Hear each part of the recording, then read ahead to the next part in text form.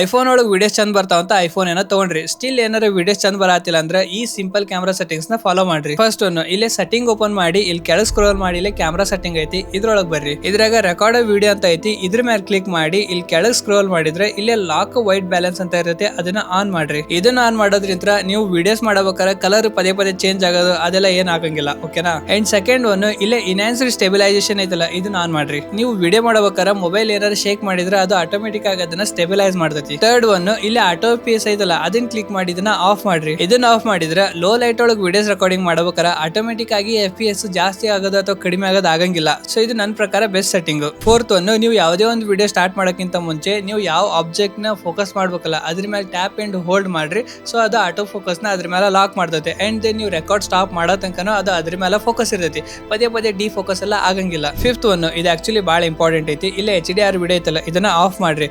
ಯಾಕಂದ್ರೆ ಈಗ ಇದು ಆನ್ ಇತ್ತಂದ್ರೆ ನೀವು ವಿಡಿಯೋಸ್ ನ ರೆಕಾರ್ಡಿಂಗ್ ಮಾಡಿ ಅದನ್ನ ಸೋಷಿಯಲ್ ಮೀಡಿಯಾ ಒಳಗೆ ಅಪ್ಲೋಡ್ ಮಾಡಿದ್ರೆ ಅದು ಒರಿಜಿನಲ್ ವಿಡಿಯೋನ ಒಂಥರ ಇರ್ತೈತಿ. ಆಮೇಲೆ ನೀವು ಸೋಷಿಯಲ್ ಮೀಡಿಯಾ ಅಪ್ಲೋಡ್ ಮಾಡಿರ್ತಿರಲ್ಲ ಅದು ಒಂಥರ ಇರ್ತೈತಿ. ಅಂಡ್ ಇನ್ನೊಂಥರ ಪ್ರಾಬ್ಲಮ್ ಫೇಸ್ ಮಾಡಿರ್ತೀರಿ. ಆ ವಿಡಿಯೋನ ನೀವು ಕಲರ್ ರೀಡಿಂಗ್ ಮಾಡಿ ಅದನ್ನ ಸೇವ್ ಮಾಡಿದಾಗ ಒರಿಜಿನಲ್ ವಿಡಿಯೋನ ಒಂಥರ ಇರ್ತೈತಿ. ನೀವು ಅದನ್ನ ಕಲರ್ ರೀಡಿಂಗ್ ಮಾಡಿದಾಗ ಏನೋ ರಿಸಲ್ಟ್ ಇರ್ತದಲ್ಲ ಆ ರಿಸಲ್ಟ್ ಬರಂಗಿಲ್ಲ.